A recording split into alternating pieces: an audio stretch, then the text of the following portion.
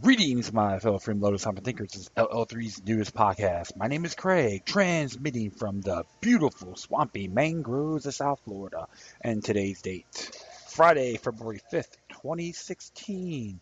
Yeah, it's going to get a little chilly tonight in South Florida, but, consider it could be a lot worse. However, I'm just, kicking back and saying hello to some of the folks out here in the downtown Fort Lauderdale area. Plus, gonna be doing some topics as well. Just mixed it up a little bit.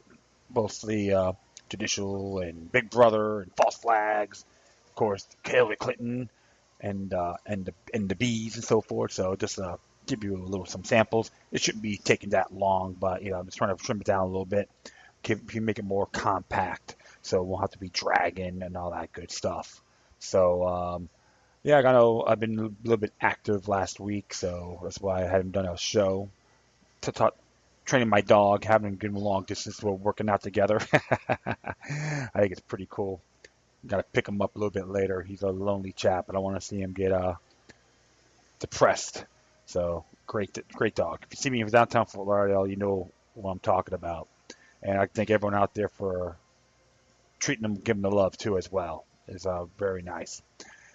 So, yeah, so the first thing has been, just with my Twitter account, just doing that. And I'm not a big fan of thinkprogress.org, but something came out with very, very interesting. All right, this is by Ian Millhiser, and this one's entitled "Satanists Have Trolled a Major City into Submission." And it's mainly about the Satanic Temple, okay, which I did talk about in my past episodes about them wanting to push the envelope. So let's just read here. It says, Phoenix, Arizona will no longer begin its city council meetings with a prayer, a reform the council adopted in order to prevent a Satanic Temple member from offering such an opening invocation. This move follows a 2014 Supreme Court decision that, ironically, was widely as a huge blow to the separation of church and state when it was handed down. That impression, however, did not anticipate the Satanic Temple's effort to troll lawmakers who wished to begin their meetings with an endorsement of religion. The town of Greece versus Galloway involved a town in upstate New York that invited a local clergy to open its board meetings with an invocation.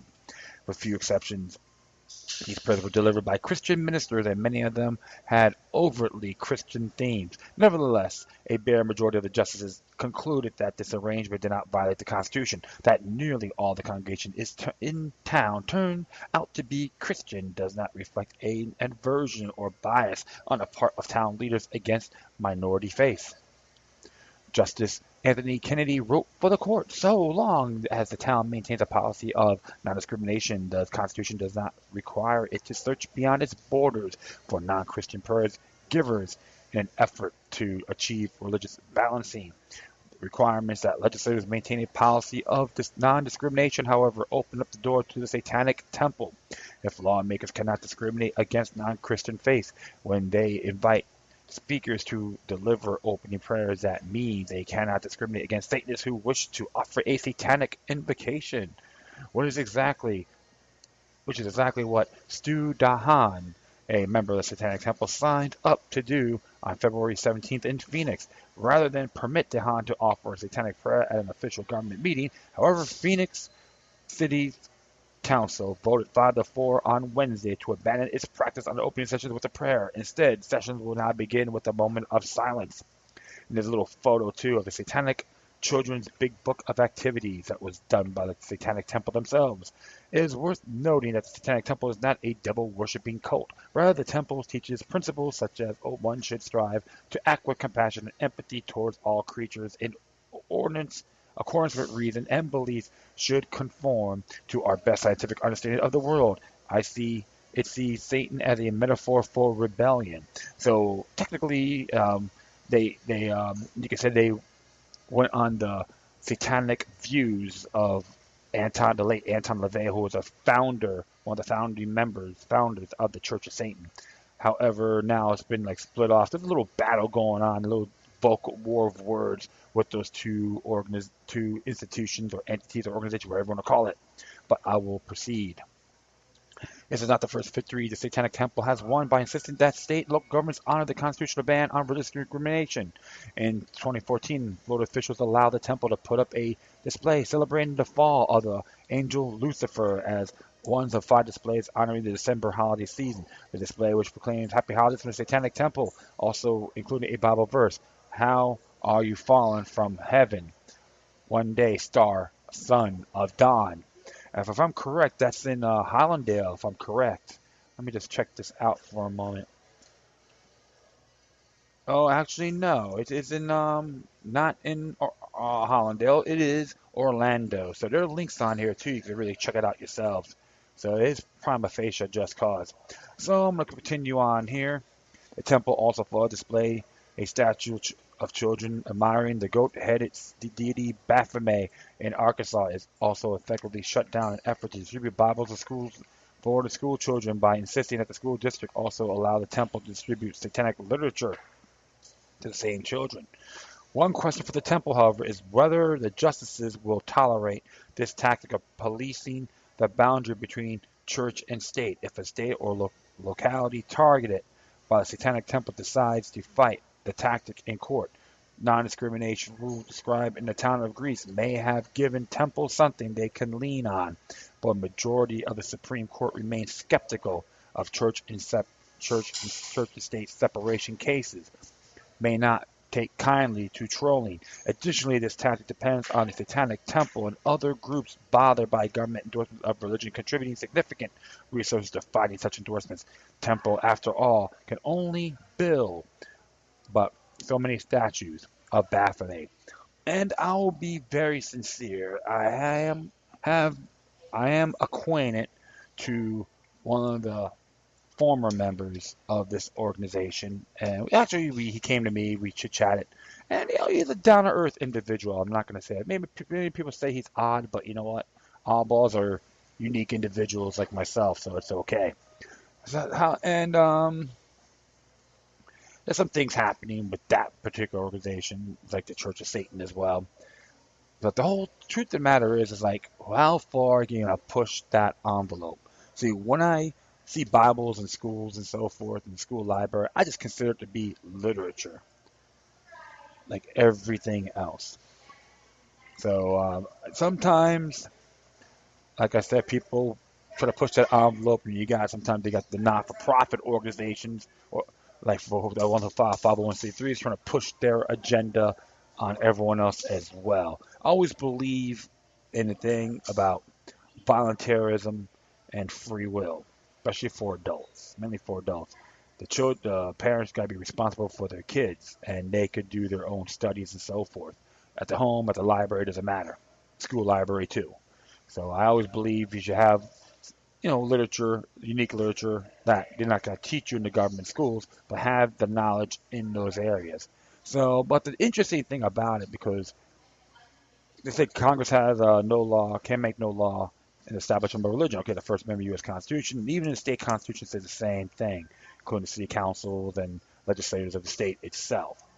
So this is one thing you have to look at. Is it a loophole? That's what maybe some people say yes, but and what George Washington says, the United States of America was not founded by the Christian religion. Okay, when you got the people on the religious right saying it's a Judeo-Christian nation, it's done by Christianity.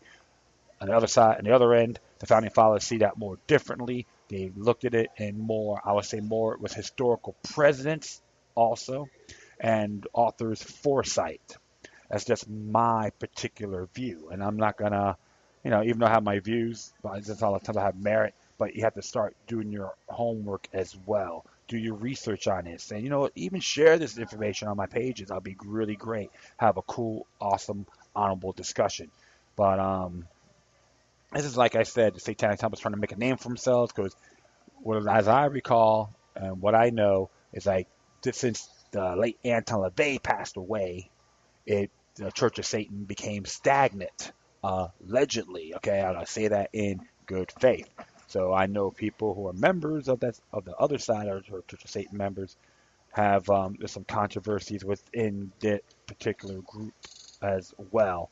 And I'm not making any judgment calls, but it is, like I say, in good faith. it's pretty sketchy, I would say, and I say that with honor, not to mudsling anybody whatsoever. Then I'll also pinpoint, hey, freedom of choice is what you got. So if you're gonna teach your kids these things, that's great. And Bibles and so forth, that's your own. That's your own obligation, no one else's. And even if the kids want to learn about the cult and so forth, they have to observe responsibly and look at things a lot broader. And I studied the stuff on man's myths and magics, and that's why I learned about the Church of Satan when I was like 16 years old. Read about it, and I never like praised Anton LaVey, but I always see him interesting in certain ways. Others may claim to him be a puppet to the one world order. That's what I say allegedly. And I'm not, say I'm not mudslinging anyone or anything like that. I never met the man, so I can't make any of those judgments. So I think that's how I'm looking at it. About the separation of church and state. The people got to make their own decisions, and I know it's always a challenge. Everything's a challenge. Look at Larry Flint from Hustler. He challenged the system. And actually he won too, to be very sincere. Agree with him or not, he made waves. So did Howard Stern and many others, including myself. I'll be honest, I made waves too in a local level. When I have to tell people no victim, no crime to authorities. They don't like it, but you know what? I'm not here to push their buttons, but just giving them a form of enlightenment, because I don't want to see those particular governmental delegates become the stooges, which they're being trained to do. And that's all I'm going to have to say about this.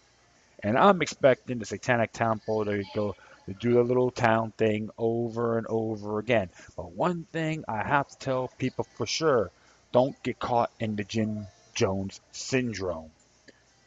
But this, for example, of this particular group, or anyone else, don't just get caught hook, line, and sinker. It's like the cult of personality platform.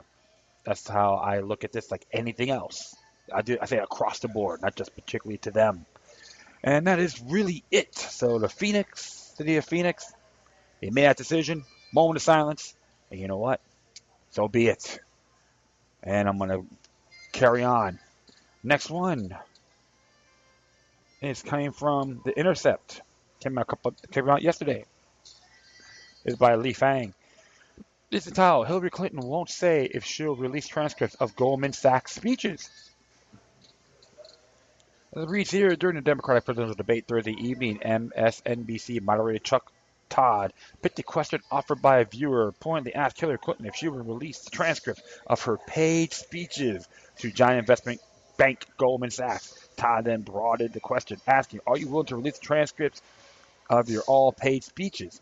It was the second time Clinton has been asked if she would release transcripts of the paid speeches she began behind closed doors. When I asked her in Manchester, New Hampshire 2 weeks ago, Clinton simply laughed and turned away. Of course, she's a Jezebelian harlot to the New World Order. Go figure. And there's a video on here as well. But it says, as asked this time on network television, she said, I will look into it. I don't know the status. I will certainly look into it. She's lying. So you know how that goes. She's a terrible con woman and it's being exposed. All right. There's a video on there so you can see it for yourselves. And I continue on. Clinton went on to say that she made money from paid speeches by talking about issues that had to do with world affairs, suggesting she gave a boilerplate talk. But according to accounts offered by several entities of one of the Goldman Sachs speeches, Clinton reassured the crowd that telling them that banker bashing was unproductive and foolish. Truth, justice, and the goody two-shoes way. As you know why? If someone like her, if she runs her mouth about if she does banker bashing, she will hurt her pocketbook, okay, her purse. And then we'll continue on here. Clinton made $675,000 for 3 paid speeches at Goldman Sachs, a bank that is notorious for hiring former lawmakers and using its influence in government to win access to policymakers. In total, Clinton and her husband have made over $125 million on paid speaking circuits since 2001. Todd noted that there were transcription services for all of those paid speeches. So, there's related articles in here as well. And am I surprised? Hell no. The truth of the matter is, Hillary Clinton is just another Jezebelian harlot to the one world order, okay? Or New World Order, and all that good stuff. And the fact is this as well, you can look it up for yourselves. William Jefferson Clinton and Chelsea Clinton are members of the Council of Foreign Relations. Could we say coincidence? Uh, you can just look it up yourselves. Prove me wrong, I dare you. Because the whole thing is, my friends, she's just one conniving individual based on her actions. And even there's claims, too, that she has been getting blackouts.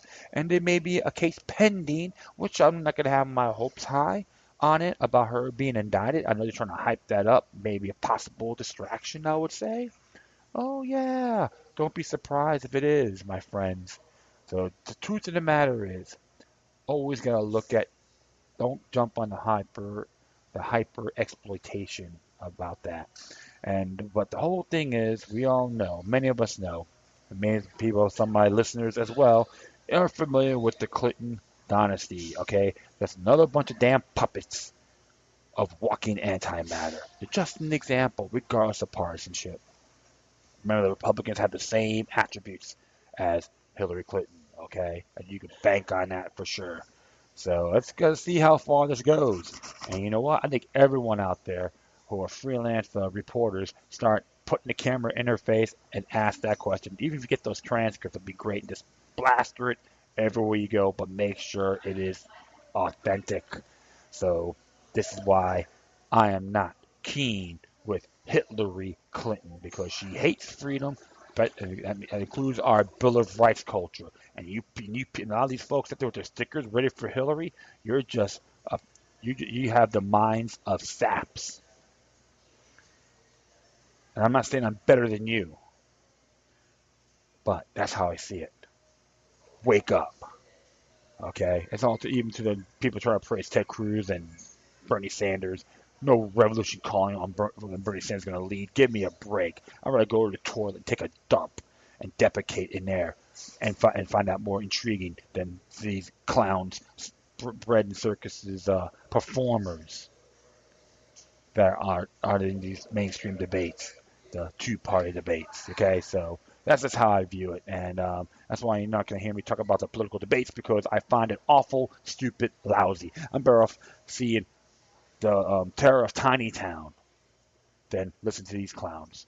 So I'm going to pursue here. Next one came out yesterday. It's by Breitbart.com. It says here, after Obama signs Trans-Pacific Partnership, Sessions demands candidates reveal their position on trade deal.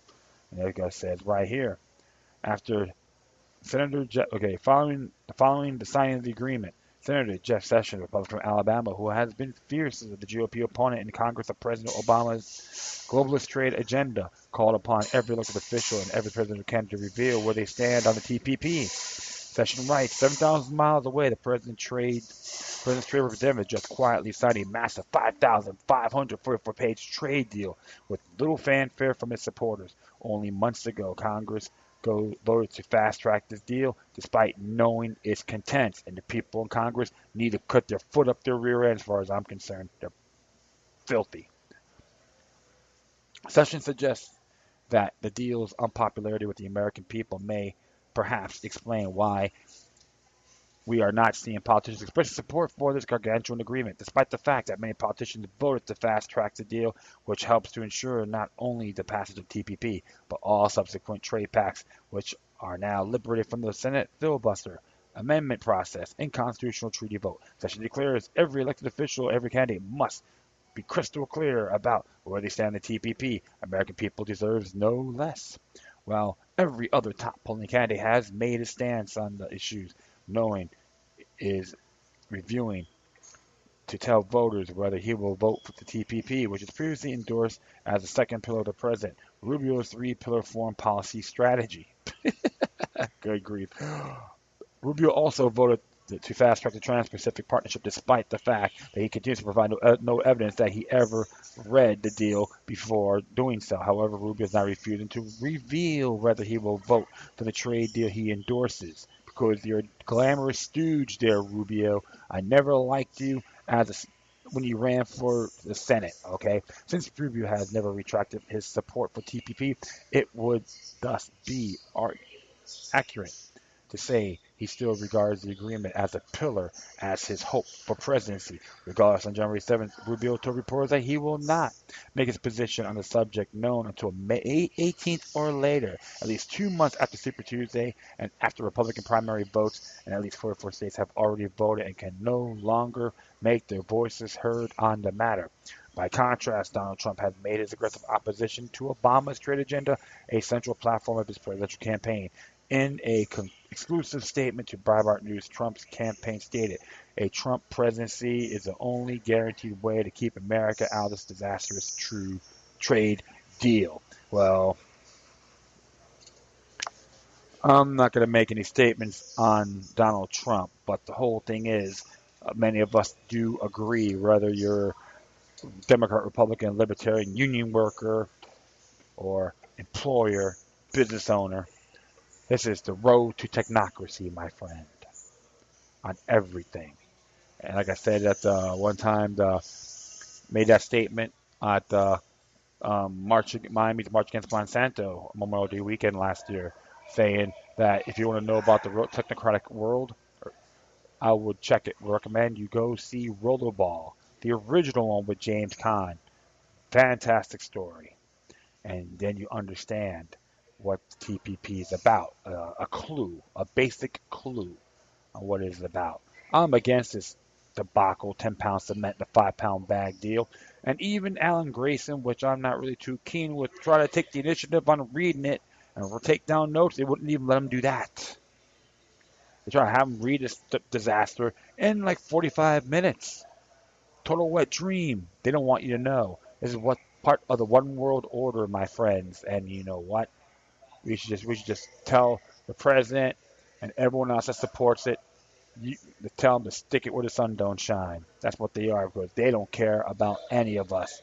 And they don't like it. We don't like it if we go to Rubio's house and use it as a bathroom, one big bathroom, right? So don't crap on us, brother. We won't crap on you. Remember, you're still a servant, not a master. But based on him, he were look at himself in the mirror and thinks, oh yeah, the people love me because I look pretty. But you know what? A lot of these political figures in Washington are just examples. This is why I always not too keen, don't follow the hype and hoopla and jump on that bandwagon. Yes, I did support Ron Paul on the principles. I don't regret it one bit, but I'm not going to be a parrot for him as well. So, but the truth of the matter is, my friends, they just want to make everything into a fascistic platform. That's why you only see these certain groups want to go capitalist bashing, capitalist bashing. You don't even know the whole damn concept of it.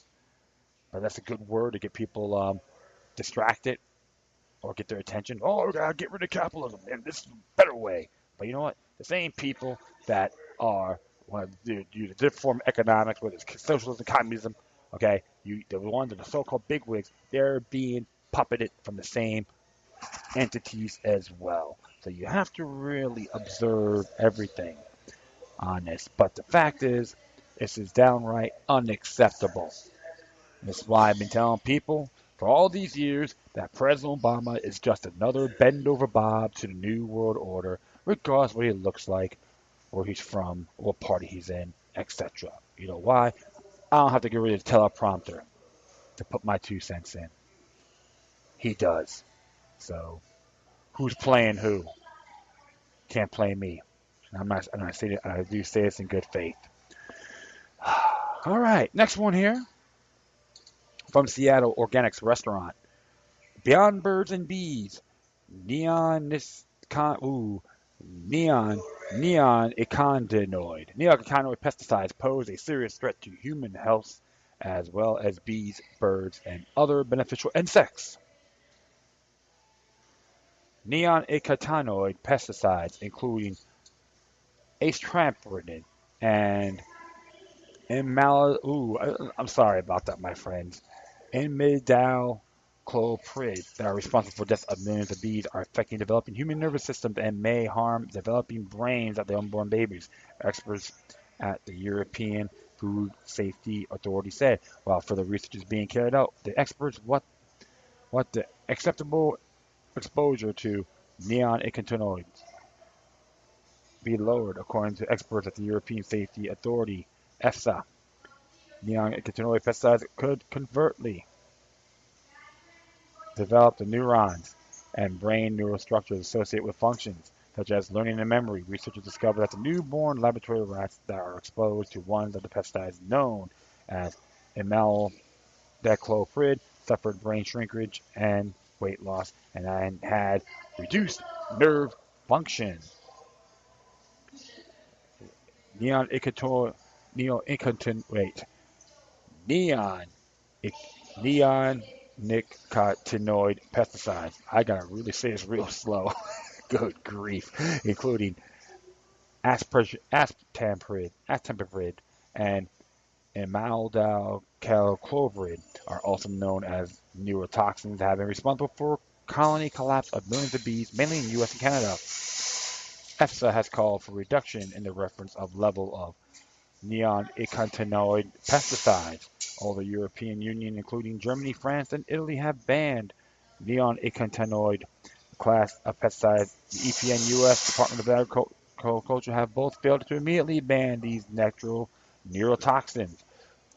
Recently, more than 37 million bees died in Canada after planting a new round on GMO crops. According to the Pesticide Action Network of North America, 94% of the U.S. corn seeds are treated with either imidacloprid or clothianidin, and since introduction of GMOs, the use of pesticides have increased by 500 million pounds. Christy Merceri, a biologist from the University of Saskatchewan, says that use of nicotinoids, neonicotinoids, is increasing on crops in Canada, and the neurotoxins contaminating the wetlands and having a devastating effects of other insects and birds. The impact of the biodiversity could be probably bigger than we've ever seen before, says Christy Merzeri. According to Merzeri, most disturbingly, the chemical stays in the soil for a long time, and in fact, many farm fields in Canada, the chemical was detected in the water before farmers started planting in the springtime. Neonics are very likely to be devastating to insects since they were persisting in the water for months and some in cases years. Merceri said, the longer that the chemical is in the water, the longer the exposure time for the bugs. So they are basically after being hit continuously with the chemical. Beyond birds and bees, according to a new report, the Israeli Society of the Invertebrate Conservation, and neonicotinoid insecticides are having devastating effects beyond birds and bees and are harming other species and beneficial insects. The report states that neonicotinoids can negatively impact other beneficial insects, including predatory and parasitoid species that provide biological control of crop pests and soil invertebrates that are critical to soil health. The reports also indicate that despite the claim of biotech companies on how neonicotinoids are a safer option than other insecticides, neonicotinoids pose a major threat to sustainability, the soil of beneficial insects and other pollinators. Virtually all organic corn seeds are now treated with neonicotinoids, and these groups of insecticides have not shown to have any field benefits, and in fact increase in use of insecticides have led to spread of superseeds, superpests, and increase in new diseases in soil. Many health advocates, researchers, and scientists call for the ban on neonicotinoids. Last year, the American Bird Conservancy published a paper with the title "The Impact of a Nation's Mostly Wide Used Insecticides on Birds." Their report was collected from Canada, California, and the Netherlands.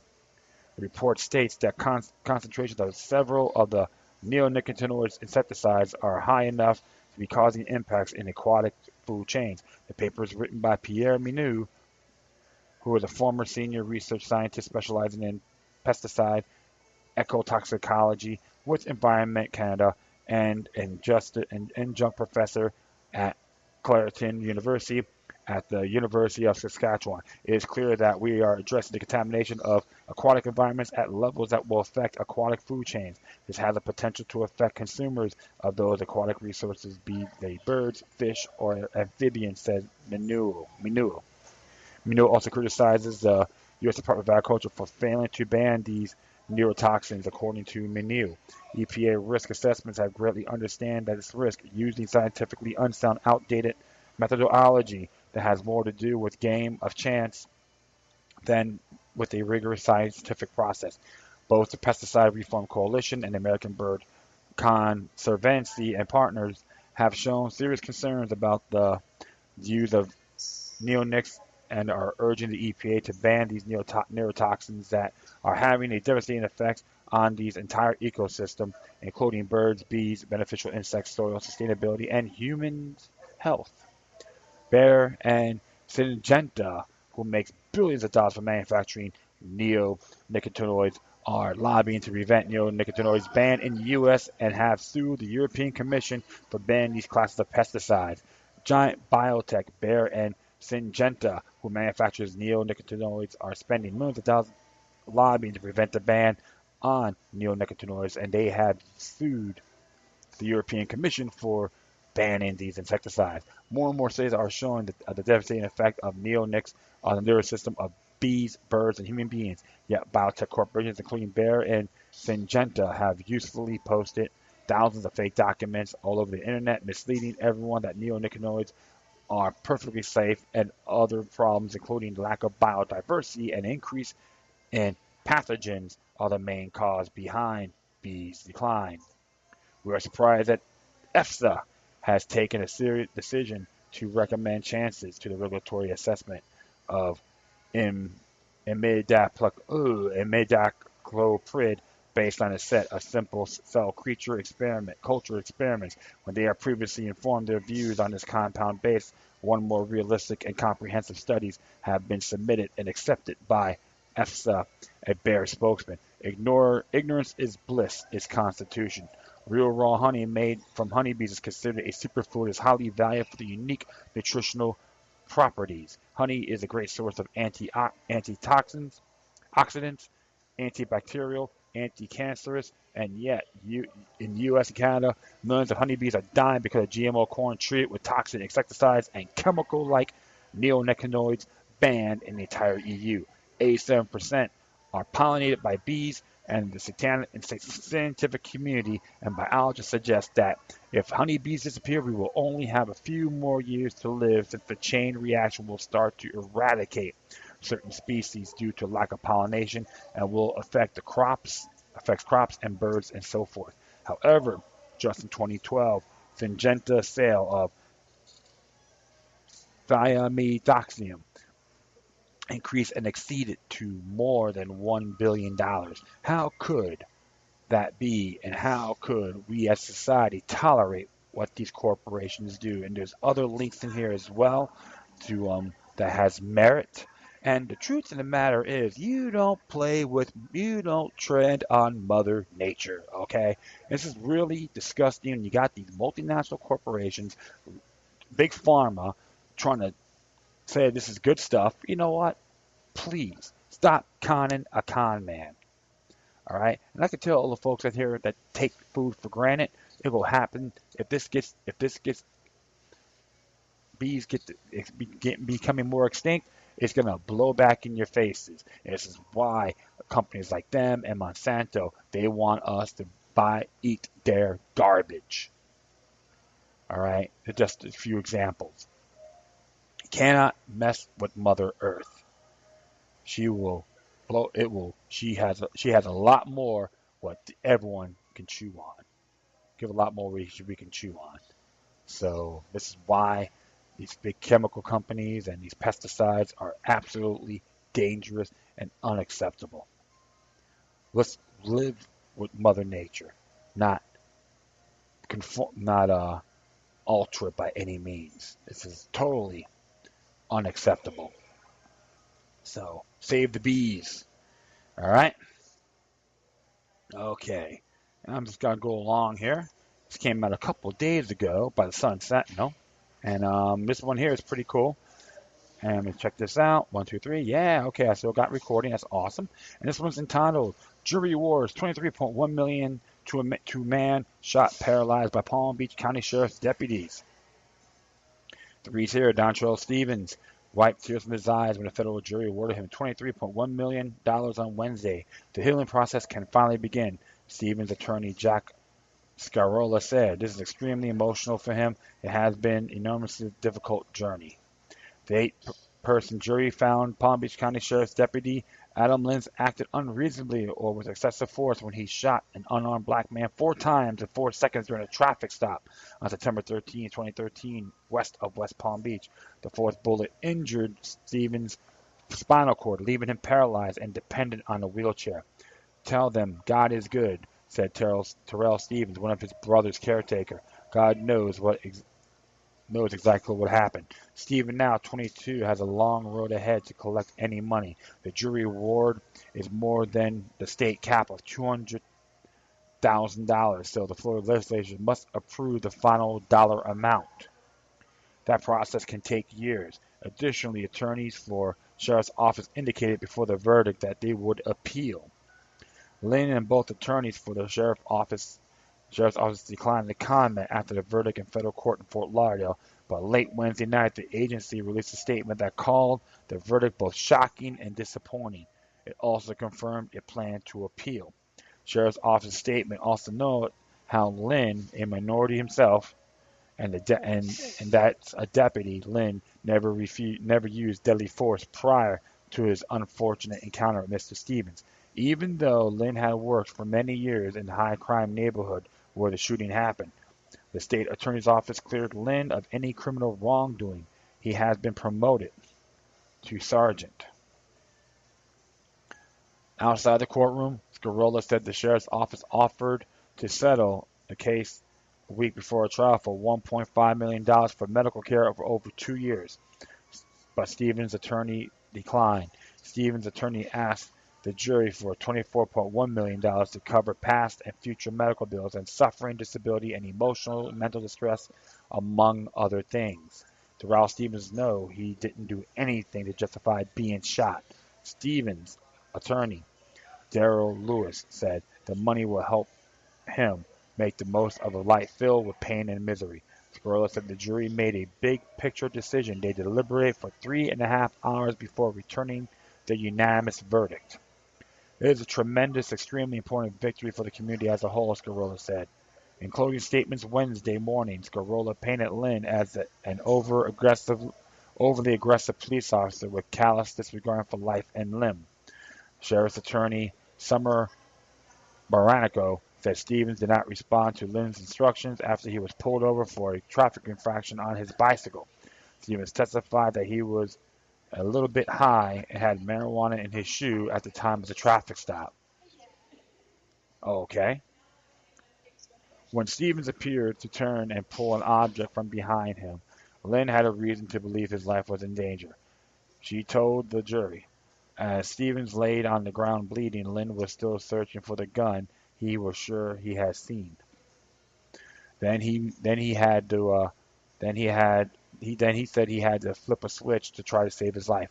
Using a medical pack from his trunk, he used pressure dressing on the Stevens wound. Lynn said he and other deputies tried to comfort Stevens, who was calling for help. Where Lynn erred in thinking of a cell phone was a gun, it was a reasonable mistake, Barranco said.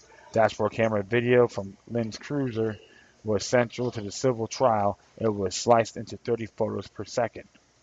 Stevens' attorney argued the video shows Stevens was shot in the back with the final shot.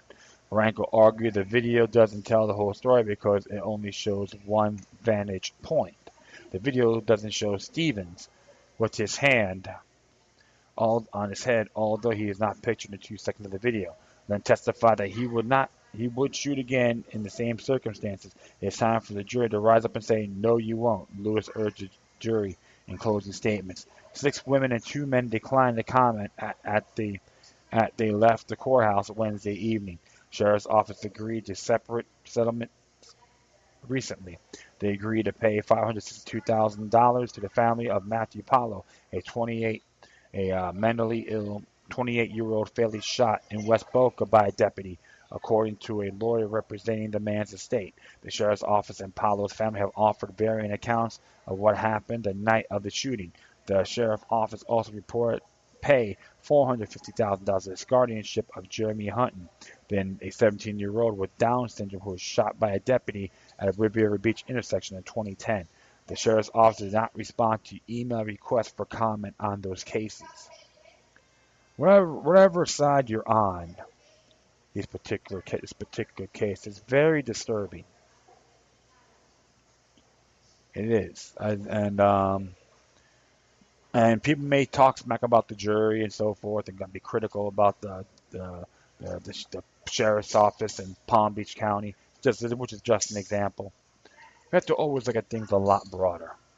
And based on what the jury observed in this particular case, they probably seen things or got or took down notes to make this decision. You have to examine everything more thoroughly.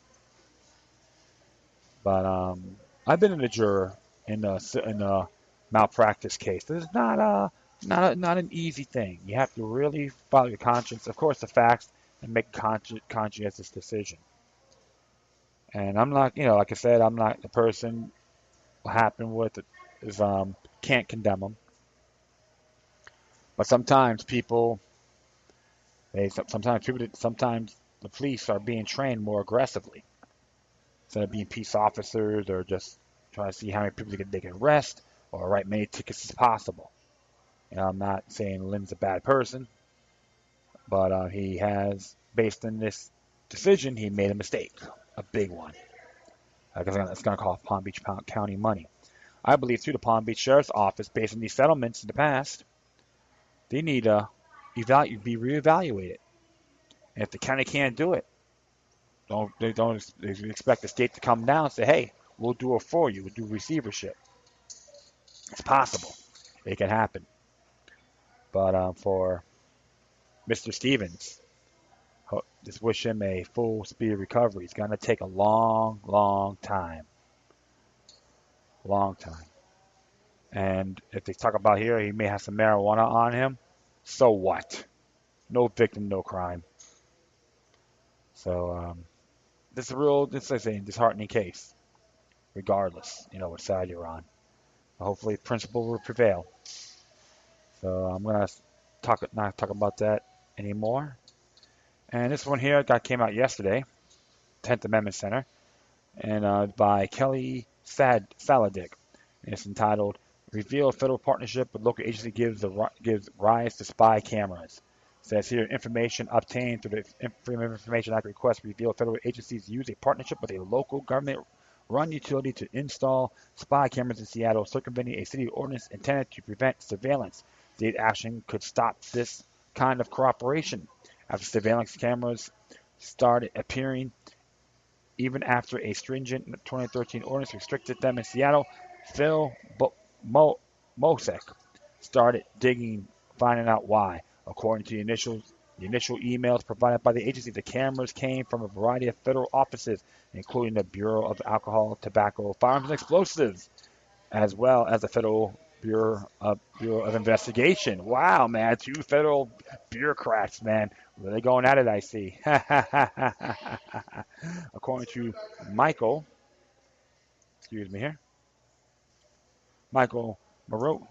Morizzi, writer of Muck Rock, after failed attempts to get a response from Seattle PD and Department of Transportation through Twitter, Mosek requested information from the Seattle City Light, a local power company, to get the bottom of why the ATF had installed the cameras. In August 6, 2015, after revealing that surveillance cameras recently installed on publicly owned utility poles in Seattle, Washington, seemingly in violation of Seattle Ordinance 124142, which requires City Council approval priority to the acquisition and use of surveillance equipment by City of Seattle, who are owned and operated by the U.S. Bureau of Tobacco, alcohol, tobacco, firearms, reported Brendan Kiley of The Stranger. That the AFT spokesman, Brian Bennett, told him that the ATF had an agreement with the public utility Seattle City Light, or SCL, that allows them to install covert or overt cameras without notifying other city agencies. Oh, how cute. Well, feds know best, right? Please. The city's public utility responded saying, although a thorough search, Seattle Light does not have any records responsive to your public records request date, dated August 12, 2015, for an agreement about cameras installation between the ATF and SCL staff. Seattle City Light later asked agencies what the cameras were for, only received a reply from ATF stating it was for an ongoing investigation. Further digging revealed at least some of the spy cameras were used and very, wow, unfederal purposes, according to Muckrock. It, it looks like at least some of the uses of the federal surveillance technology were overly fair local issues, including surveillance aimed at improper disposals of grease by local restaurants. What else was being surveilled in Seattle and why, however, remains largely an open question. How to stop this? State level 14th Amendment Protection Act prohibits states and local cooperation with any federal agency conducting mass warrantless surveillance. It targets agencies like NSA and was originally conceived as a way to turn off the water at data collection in Seattle. A similar bill is currently active for 2016 in Washington State. House Bill 1473 from Representative Dave Taylor is being held up in House Judiciary Committee by Chair Lori Jenkins. Oftentimes, people ask, there are no data centers for NSA facilities in our state. Why should we fight for the Fourth Amendment Protection Act? I said 14th before, right? Yeah, Fourth Amendment Protection Act. I do apologize, my friends. Yeah, so I did goof up on that. So let me see here. Well, it just it isn't just about the data centers. In fact, Seattle is a perfect example. By banning material support for resources to federal mass warrant surveillance programs, all states and local governments will be prohibited from doing anything to help further such programs. That would include anything from provision of water to agreements that allow to use government utility poles for surveillance cameras. Wherever it drones or stingrays an NSA data center or surveillance cameras on a utility pole, in every situation, the federal government relies on some kind of support or resources from state and local government. Fourth Amendment Protection Act puts an end to it. Take action. In Washington State, contact Representative Jenkins, urge her to bring HB 1473 up for a vote in the House Judiciary Committee. You can put details here, and you can find out legislation in your state as well to do the Fourth Amendment Protection Act. Yes, I do support it. And the truth of the matter is, my friends, when the federal government is encroaching on state and local jurisdictions, that's a 10th Amendment issue, okay? And plus, James Madison warned us again on Federalist Papers 46, okay? And I know I beat that drum too many times, but the whole thing is this. The people in those areas, state and local areas, have the right to know what the hell is going on. So this is why you have to really see things a lot broader than what it is. This is totally unacceptable, and the Fourth Amendment Protection Act needs to be enacted in all 50 states.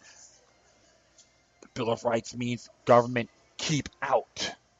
That includes the ATF and the other pathetic FBI, these other pathetic bureaucratic organizations. So definitely push this with people in Washington, make this happen, and every state in the union got to do the same thing. All right, that's the bottom line. So give these guys a thumbs up, and of course Philip Mosek to do a fantastic job on revealing this information to people out there. So you got to give him homage as well. Okay, finally, this is came out yesterday, newrockwell.com. I just came from the Washington's blog. 58 false flag attacks. It says here, in the following instances, officials in the government which carry out the attack or seriously propose an attack admitted to it, either orally, in writing, or through photographs or videos. 1. Japanese troops set off a small explosion on a train track in 1931.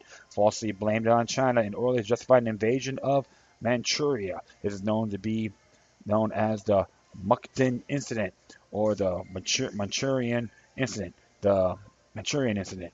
The Tokyo International Military Tribunal found several of the participators in the plan, including Hashimoto, the highest-ranking Japanese army officer, have on various occasions admitted their part in the plot that have stated that the object of the incident was to afford an excuse for the occupation of Manchuria by the Kuomintang army, and this, too, major with the Nazi SS admitted that at the Nuremberg trials that under orders from the chief of the Gestapo that he and some other Nazi operatives faked attacks on their own people and resources which they blamed the Poles to justify the invasion of Poland. 3. Nazi General Franz Holder also testified at the Nuremberg trials that Nazi leader Hermann Goering admitted to setting fire to the German parliament in building 1933 and then falsely blamed the communists for the arson, which that's the Reichstag to be exact. Another, like you say, pre 9/11. That's what some people may be claiming. 4. Soviet leader Nikita Khrushchev admitting in writing that the Soviet Red Army shelled the Russian village of Manila in 1939 while blaming the attack on Finland as a basis of including launching the Winter War against Finland. Russian President Boris Yeltsin agreed that Russia had been the aggressor in the Winter War. 5. Russian Parliament. Current Russian President Putin and former leader Gorbachev also admitted that leader Joseph Stalin ordered his secret police to execute 22,000 Polish army officers and civilians in 1940 and then falsely blamed it on the Nazis. That is, you could call that the Karen, the Catlin Forest Massacre. And there's a movie on that too called Catlin. You can probably you check it out on Hulu. It's really good. It's based on the event. It's not. It has fictional characters, but the story is pretty damn accurate. All right, and I do remember too. Dr. William Pierce, the founder of National Alliance, did talk about that. And I'm not saying I'm keen with the man's views, but he did brought that out to the attention about the Catwood Forest massacre, and I took time to take the initiative on going a little further. So at least that has happened. So at least right now, it's just another false flag, and they try to blame it on the Nazis, but it was right there. It was never. It was finally admitted the Russians were involved, which a lot of us people who did our homework believed. Okay, 6. British government admits that between 1946 and 1948, it bombed 5 ships carrying Jews attempting to flee the Holocaust to seek safety in Palestine. Just set up a fake group called Defenders of Arab Palestine, and then the pseudo group falsely claims responsibility for the bombings, and there's links for that as well. 7. Israel admits that in 1954, an Israeli terrorist cell operating in Egypt planted bombs in several buildings, including U.S. diplomatic facilities, that left behind evidence implicating the Arabs as the culprits. One of the bombs detonated prematurely, allowing Egyptians to identify the bombers, and several of the Israeli later confessed. There's links for that as well. 8. The CIA admits that it hired Iranians in 1950s to pose a communist stage bombings in Iran in order to turn into the country against its democratically elected prime minister. And right there, number 8, that would be considered look up Operation Ajax. It was Mohammed Mossadegh. And the whole thing was he was nationalizing the oil fields. And at the time it was American, British Petroleum, now BP. The CIA were behind this. So yeah, definitely look up Operation Ajax. 9. Turkish Prime Minister admitted that the Turkish government carried out the 1955 bombing on a Turkish consulate in Greece, also damaging the nearby birthplace of the founder of modern Turkey, and blaming it on the Greece for the purpose of inciting and justifying anti-Greek violence. 10. The British Prime Minister admitted to his defense secretary that he and American President Dwight Eisenhower approved a plan in 1957 to carry out attacks in Syria and blame it on the Syrian government as a way to effect regime change. Can we say deja vu right now? When I say deja vu, look what happened in look what's going on right now in Syria. Okay, let me see here. 11. Former Italian Prime Minister and Italian judge and the former of Italian counterintelligence admit that NATO, with the help of the Pentagon and CIA, carried out terror bombings in Italy and other European countries in the 1950s, and blamed the communists in order to rally people to support their governments in Europe in their fight against communism. As one participant in this formerly secret program stated, you had to attack civilians, people, women, children, innocent people, unknown people, far removed from any political game. The reason was quite simple. They were supposed to force these people, the Italian public, to turn to the state to ask for greater security. And there's links for that. Italy and other European countries subject to the terror campaign had joined NATO before the bombing occurred. And watched the CSC BBC special. They also allegedly carried out terror attacks in France, Belgium, Denmark, Germany, Greece, the Netherlands, Norway, Portugal, and the UK and other countries. Because they were having in Italy, it would be considered Operation Condor.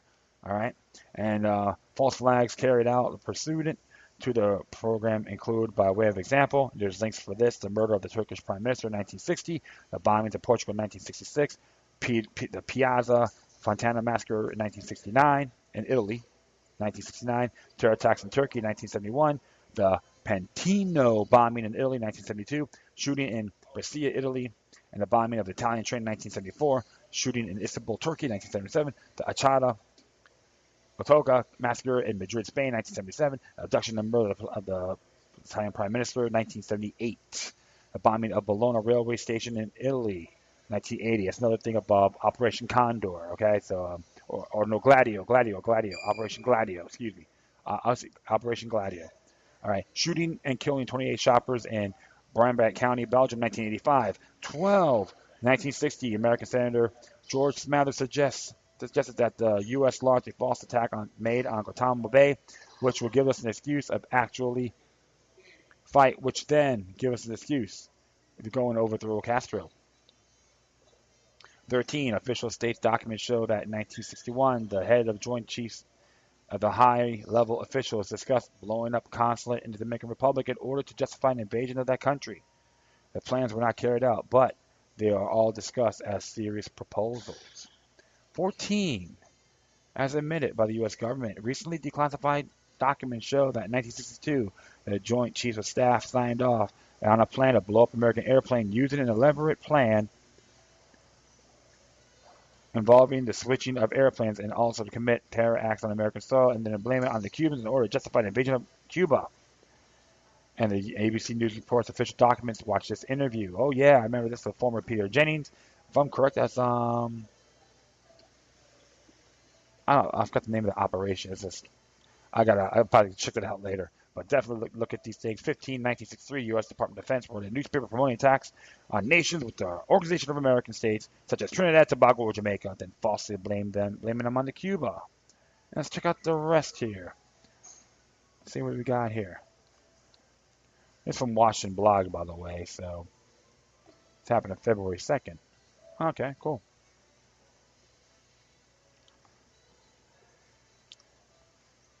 16.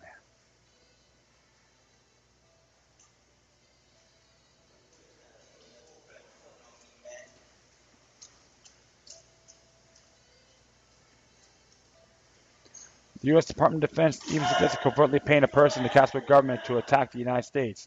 The only area remaining for consideration that would be to bribe one of Castro's subordinate commanders to initiate an attack on Guantanamo. 17. The NSA admits that it lied about what really happened in Gulf of Tonkin incident 1964, manipulating data to make it look like North Vietnamese boats fired on U.S. ships to create the falsification for the Vietnam War.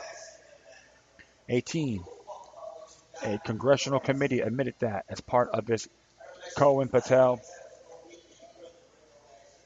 Co-Interpol campaign, the U.S. has used many provocateurs in the 1950s through 1970s to carry out violent acts and falsely blame them on political activists. I will continue on here. Oops, one moment. Yeah, it says here, 19, a top Turkish general admitted that Turkish forces burned down a mosque in Cyprus in the 1970s, blaming it on their enemy. He explained in a special war certain acts of sabotage are staged and blamed on the enemy to increase public resistance.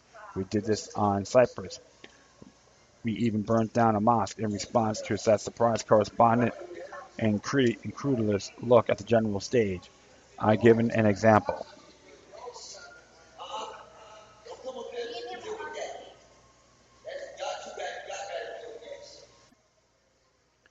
All right.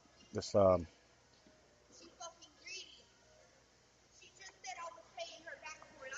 20, a declassified 1973 SAI document revealed the program to train foreign police and troops on how to make booby traps pretending that they were trained on them how to investigate terrorist acts. The agency maintains liaison in varying degrees with foreign police and security organizations through its field stations. CIA provides training as follows: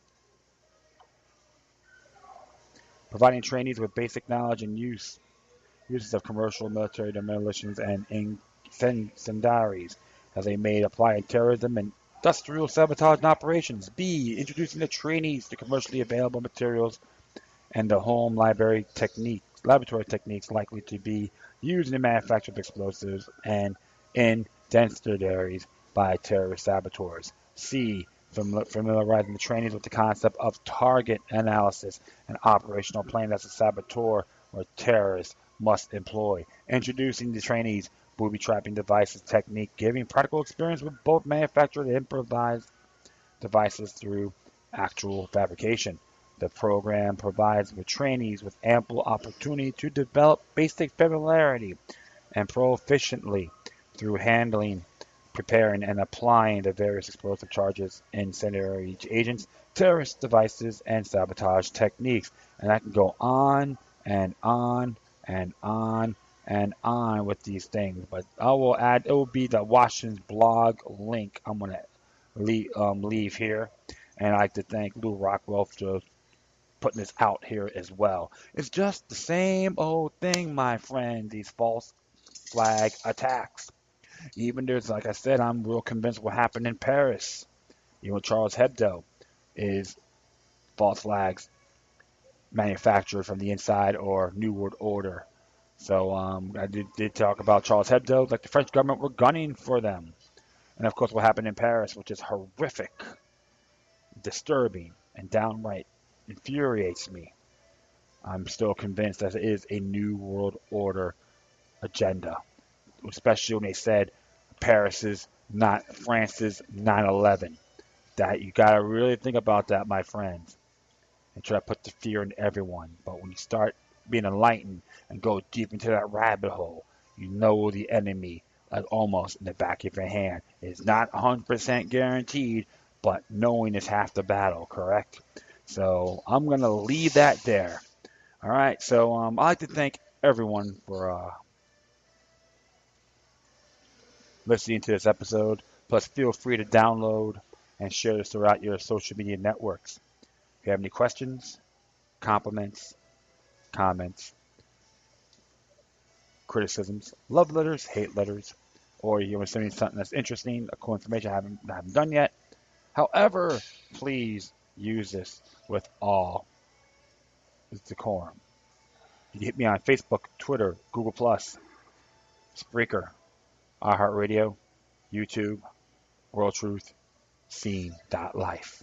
Or you could email me at lookyluck3@gmail.com. Before I make my closing statements, I want to play one good song for friends of mine, Agnostic Front, off their album American Dream Dies, about the scene, hardcore scene. And video is really cool. A bunch of us were involved in it. They videotaped a lot of it in Churchill's down in Miami.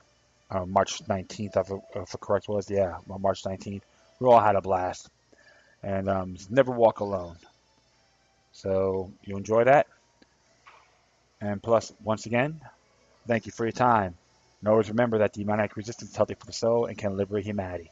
Until next time, take care of yourselves, keep on spreading the love, and may your guardian spirits be with you. Enjoy the song and the rest of your weekend.